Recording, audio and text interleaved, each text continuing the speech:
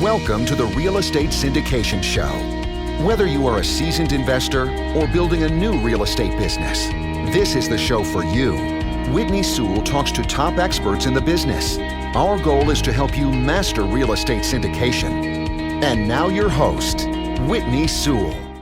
This is your daily real estate syndication show. I'm your host, Whitney Sewell. Today, our guest is Chen. Thanks for being on the show, Cherry. Hi, Whitney. I'm really glad to be on your show. I listen to it every day, so really happy to be a guest myself.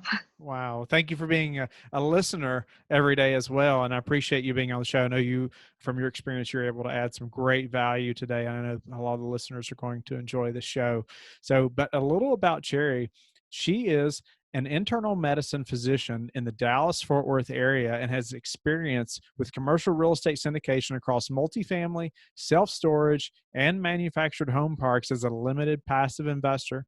She raises private equity capital through real estate physician, through the real estate physician, which she founded to empower her colleagues in commercial real estate investments. It now provides value to over 400 plus physician investors. That's impressive. Well, Cherry, thank you so much for being on the show again. But tell the listeners who you are, and let's dive into this amazing thing you've built. Yeah, I started the real estate physician platform last year, but that was only after I myself have invested in syndications for the last 4 years.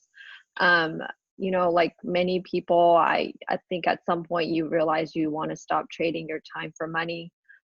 For me, when I started, I love my job. I'm still a full-time physician, but as a way to diversify out of Wall Street, diversify for tax advantages, and mainly for a source of passive income is how I started out. And I realized that it was really, really powerful in that. And I think for everyone to consider alternative investments and certainly building multiple streams of passive income is a good idea. And so I took that in my experiences and really realizing that, other people want to do this too, not just physicians. And so that's why I created the resource in really just helping reach out to share about syndications just like you, and then to really guide and inform investors along the way. Nice. So it's nice that you invested passively for a while. You had a much better understanding about the business then, right? After 4 years, making numerous investments, working with numerous operators, but then you decided to start the real estate physician. Yeah, and it's really pretty organic the way it came about. I had invested in multiple syndications myself. I really like the passive income checks coming in every month or every quarter. And, because I hang around physicians all the time, some people would ask me, well, how do you do that? Or one, most people have not heard about it, so I created a platform to share. And secondly, if people have, just like any field you're in, I think it's, do they trust you? And then do they know what you're talking about? And do they want to invest with you? So you kind of have to overcome all those hurdles. And that's why I built the platform, to have a more uniform and strategic, approach so that everyone gets the same information and we can help as many people as possible. Great. So I know there's people listening probably that would love to do the same thing. Maybe you can talk about your journey a little bit more in depth in moving into building that platform and just really the organic growth that you talked about, and then we'll move on. Yeah, I think, really, I started out with, my natural network, which is the people I work with, other physicians. And luckily, I'm very grateful. Most of them are accredited and have capital to invest. Not everyone has that. That's understandable. But I think everyone, you have your niche that you naturally have, your friends or family or your W-2 job that you can reach out to. But first, the hardest part for me is, for people to even know that you're doing this, right? So I think when you start out, you think, oh, I've got a great deal. I've got to learn all the numbers of how to explain all these terminology. But really, I think the hardest part starting out is, one, people have to know this is something you do. And then they naturally probably like you if you're in that circle already. And then you build your credibility so that they can trust you, right? We always hear you have to know, like, and trust people before you're going to invest with them. And for me, really, I always think about this quote that, nobody cares how much you know unless they know how much you care, right? So I think that kind of is a good quote that kind of encompasses that know, like, and trust factor.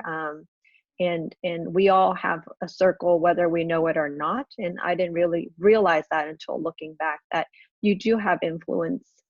You do have a circle. You have to be aware of it, and then to realize that you do have some value you can provide to your friends. Yeah. Tell me about the conversations you were having with your peers about real estate before you started your platform. And maybe you hadn't even thought about doing your own platform at that time, but what were the Right. conversations like around real estate? So you said 4 years. And so I would imagine, it probably came up in the break room or somewhere, that you were like Yeah. investing in this new thing. And what was that like? And were they interested then? Yeah, that's good, because I think a lot of people are scared to, oh, well, this is what I'm doing, or do you want to invest with me? And certainly it was never conversations like that. I actually didn't really share about any of it, but just like, I think these conversations should be pretty organic. So people would ask me, well, what did you do this weekend? Or what have you been reading? And I'd share, I just actually went to a real estate networking conference, and they're like, oh, tell me more about that. And so it's mostly more organic conversations. And so it's things I was doing on my own, but didn't really have an avenue of sharing it, like a podcast, or I hadn't really built my platform, and I never really imagined building one. And it really is kind of looking back and then realizing people start asking me all these questions, or how do you do it? Or I'm so overwhelmed, I don't know where to go to, and kind of putting all that information together. Nice. So then you decided to build this platform so you have a place to direct them to, right? And be able to provide Yeah, this value for them. I mean, and obviously, your niche is something you're passionate about, right? right, And right. maybe you can elaborate on, understanding your niche and why that's important. Yeah, I think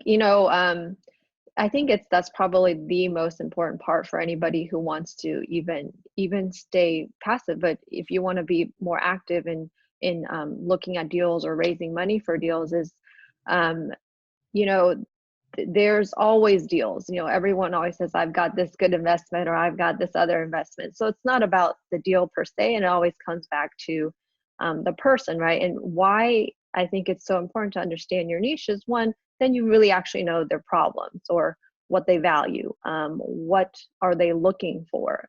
Sometimes they don't know what they're looking for, but to really understand, well, what are their struggles, what are their obstacles, then you can build your whole platform around what values or services you can provide to them. Because in the end, it's not about you, and it's a long-term relationship business, and it's about the investment, but it's also, we're just all humans. And so really having that connection and making that, identifying who it is you're really speaking to. And for me, it's my physician group, and for you it can be your group, but to really identify exactly what they're looking for is more important than going out first and analyzing 1,000 deals, or etc. Yeah. Yeah. So, I think it's interesting. Like, obviously, your niche is something you're passionate about, and you can relate to another physician just immediately, right? And you're going to have a much better understanding. And I think I agree with you completely. It's so important to understand your niche and that connection. Or maybe you can elaborate on, or go a little deeper on how that's Yeah. helped you connect to these people. Or I'm sure there was another layer of trust there. Not only have you already been probably working with a lot of them, long before you had your own platform, but still there's just another layer of trust there, or a relatability, or a connection, because you're in the same profession. Right. And most of our, the people in my network now are people I've never met, people that I don't work with. And so, like, just like anybody else, you still have to let people know that's what you do. And I like to focus on, two parts, just like in business and life and investing, it's the same thing. And certainly if you're trying to share opportunities with investors, is there's an art component, there's a science, there's an art and science of medicine, there's an art and science of investing as well. And why? I mean, it applies to everything, because you're dealing with humans, right? People. It's people. And so it's kind of having that balance, or trying to figure out what that is for your investor, is very important. The art is the non-tangible part, where they have to know and like you. And that a lot, like, it's not tangible. You can't really study it. It really involves then really identifying your niche and who they are, what their struggles are. And then for them to trust you, well, then how do you become credible so they do trust you? That's the science part, where you then learn the, IRR, cash on cash, how a deal goes together, how to explain to an investor what the investment looks like.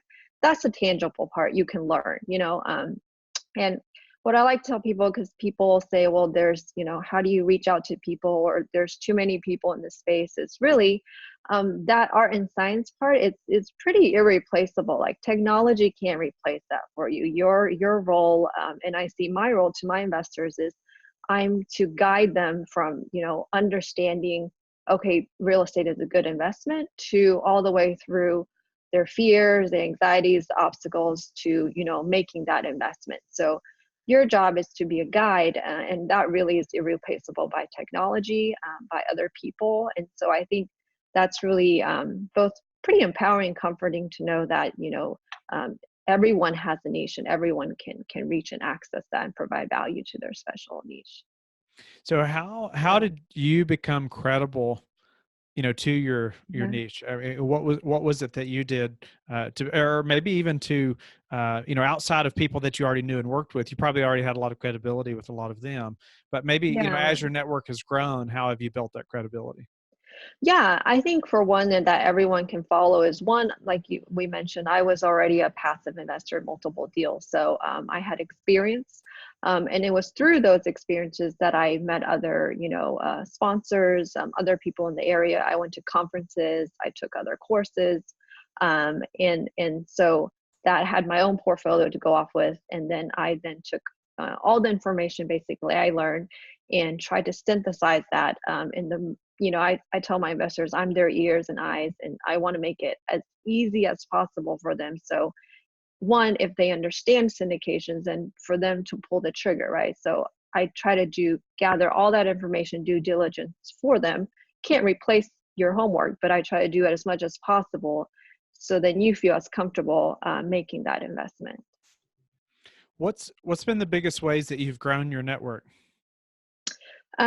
I would say podcasting, actually. And so I personally love podcasts. And so there are also podcasts out there for physicians, not just for investing. And so that's my niche. And so that's where I go, where, my investors don't really go to these real estate conferences. And so I have to be pretty selective about those. But physician podcasts or physician forums. And so for other people who are in this field, there's certainly those specific niches for your field as well.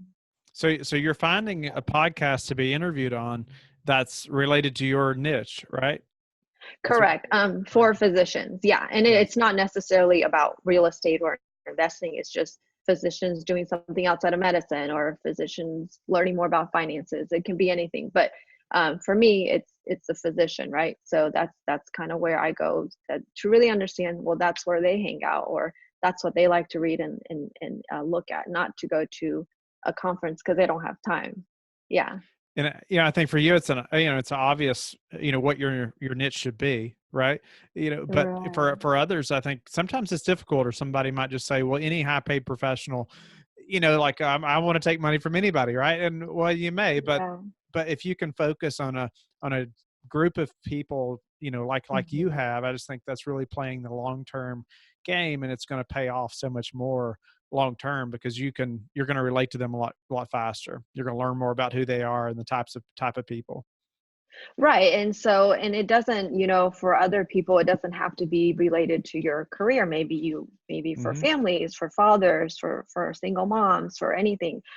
There's definitely somebody out there who you can connect with, or somebody who's done what you've done, or certainly people who want to learn how to be where you are. Right. So I think, especially in today where there's so much accessible information, everything's out there. There's really I find it no excuse to not go and try. So how did you get on those podcasts to be interviewed on? Reaching out, and then once you're on one podcast, gives you credibility. But certainly I think the website or your platform is the best way, because people have to have a way of understanding what you do Yeah. Yeah, I get that question often. Well, how do I get interviewed more? And I agree. Once you start or you get interviewed a couple times, all of a sudden other people are reaching out to you as well to be on their podcast. But I like how you focused on your niche, though. You found podcasts relating to the people you're connecting with. Um, Right. so, well, what would you say has been the hardest part of this, capital raising or business, or, I know you're partnering Mhm. with quality operators and providing value, but what's been the hardest part of building your own platform? Yeah, I think so. I would say different phases, right? So it's been a year, and it's been really great in building it. So I think when you first start out, the hardest part certainly is to just start out, especially for people if you have your job that you're working still full time. It's, well, where do I find the time, or is it worth it? And so I think when you're starting out, the hardest part is just one, it's either not analysis by paralysis, or going too far too fast, right? To really at first identify your why, and really then identifying kind of your lane in it. And so that's what, looking back, I guess I did now. And to really stay right now, then the hardest part is to stay in my lane, right? I think a lot of people who get into this one, either you go from being a passive investor to, oh, I want to put the whole deal together, which is great, and it's not right or wrong, but to realize, um, to answer a question, your strengths, your weaknesses. And I always go back to really, is it the highest and best use of my time? And then secondly, it, if not that, then is it worth the opportunity cost, right? And so kind of looking at that in terms of staying in my lane, and doing what I'm good at and providing value to my investors and the operators that I have to choose very selectively, for my investors, and not to say, oh, go put a deal together. Yeah. Yeah. In 400 plus investors, and I think you said in a year or less, Yeah. that's really fast. I don't know of too many people that have that Yeah. many investors, in that amount of time. So congratulations to you. But so you said the biggest way is they find you is through being interviewed on a podcast. So kind of walk me through that process then. Okay, they hear you on a podcast. How do they eventually get connected to you, or what's their path to investing with you? Yeah. So, the website, the Real Estate Physician. So, that's where, all the information is there as far as, what we do, why we do what we do, and how we do what we do. And to try to give you, so then, when people come to my website, they already may be interested in commercial real estate investing, right? So I'm never in a position to convince anybody or to push anyone into this kind of investment. So one, if you're already on my website, then you probably have some interest. And then two, then I have to build that credibility or trust, and that comes through, the podcasts or the blogs I've written for other physician sites, and then my portfolio there. And then of course, it still comes down to connecting with people one on one, and going from there. So, how do you, Jerry, prepare for another downturn? Thing everybody's worried about. Yeah. Oh gosh, I wish I could predict it, right? But I can't. I'm not that smart, and I certainly don't understand, there's so many variables.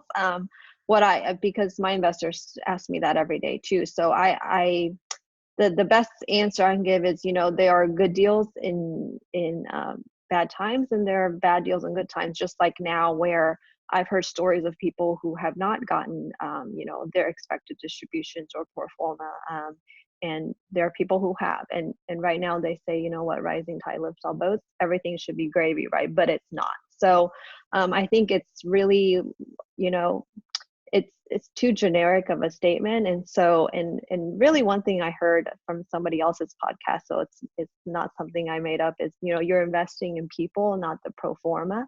Mhm. And so what it comes down to is really valuing your partnerships, finding the right people, and of course, you do your due diligence, you stick to your principles, and you know stabilize value add opportunities. And so, am I going to look at a property that doesn't cash flow? No, right? So you still have to do your homework, do your due diligence, kind of put everything on the right side of the equation.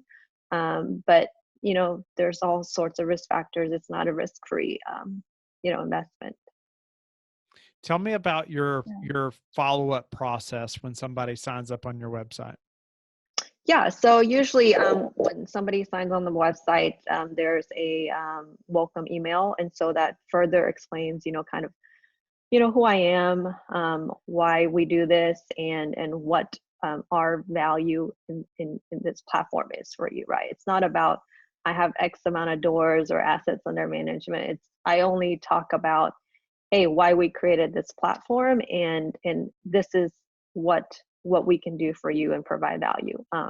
And so welcome email, schedule a call, get to know you, and really I leave my investor calls very open-ended. Some people would say, oh, you don't have a, like a question list or a formula. But I leave it open because when it goes back to your investor, right? Like they might be completely new to this, or they might be in their 10th syndication.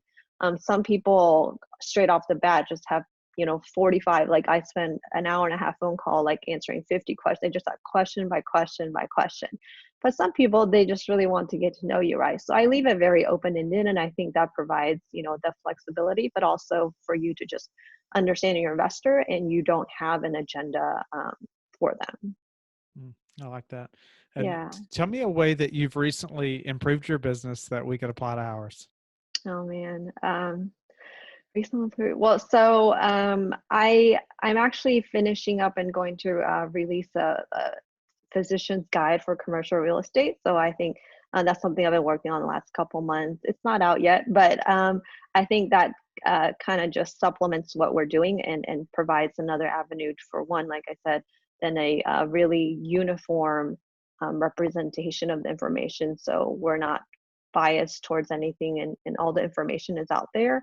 And really, it's when it comes down to it, I see what I do in this space really like parallel to what I do in medicine. Actually, it's I get as much of the objective information, and I help you make an informed decision. And so in that way, I feel very comfortable because I'm sharing as much information as I can, and not being biased about it, and being objective, and then helping you guide to see if it's a good decision for you. And that was a book that you're writing, or what was that? Yeah, it's a book. It's going Okay. to be called The Physician's Definitive Guide to Commercial Real Estate Syndication. Awesome. Love it. Love Yeah. it. That's a great way to reach people, Yeah. and just to build your credibility like we were talking about as well. Right. So Cherry, what is your best advice for caring for an investor so they return to the next deal? Best advice, I think, besides what we talked about is, the other part we focus, I think, on my platform is that we want to make sure they understand the process, that it's as clear as and simple as possible. So, if you and I have been in it for a long time, you're like, oh, okay, you sign up, and you think it all makes sense, right? But for a first-time investor, sometimes they're like, okay, what do I do next? So really outline, okay, you can expect to hear this, you can expect to hear this, you can expect this, so that they don't have to wonder what the next step is, and they don't have to wonder, oh, did somebody get my money, or etc. So making it as simple and clear as possible, I think is what my responsibility in terms of taking care of investors too. I like that. You don't want them wondering about much, do you? Right. And when we're in it all the time, you don't think about it. It's kind of second nature. But you can imagine when, you invested your first time, you're like, what is PPM? Like just all Yes. sorts of what seem like basic questions can throw people off. And when you're making an investment like this, you don't want them to have all sorts of, open-ended questions like that. Right. And what would you say is the number one thing that's contributed to your success? I would say I'm always learning, but secondly, always and also not scared to take action. So I learn a ton from your podcast, and podcast is actually one of my favorite ways of learning, besides meeting people and going to conferences. But so really always learning something, because there's always going to be another perspective you've never thought of. There are people out there much smarter than me, but it's all about perspective and experience, and really the only way you can do or gain more of that is learning from other people, right? So I think learning, but then also really understanding when is the right time to take action, and not be scared to do it. Yeah. And before we have to go, how do you like to give back? Yeah, I love that question. And so right now, I mean, there are a couple of charities that I do contribute to, but I'm also building this business in a way where, we have plans to, use this income to supplement our giving and our charity.